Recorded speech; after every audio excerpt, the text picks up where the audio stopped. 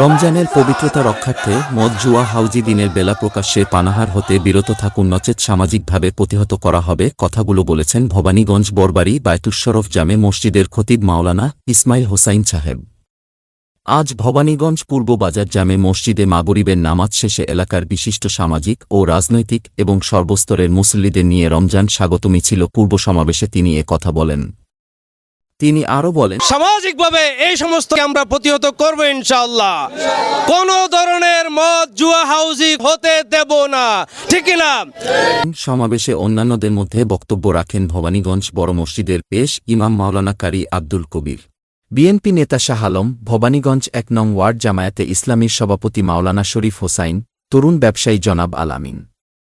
এ সময় অন্যান্যদের মাঝে উপস্থিত ছিলেন বিশিষ্ট ব্যবসায়ী ডাক্তার মোহাম্মদ ফারুক, মোহাম্মদ জুয়েল সহ বাজারের ব্যবসায়ী ও সর্বস্তরের মুসল্লিবৃন্দ।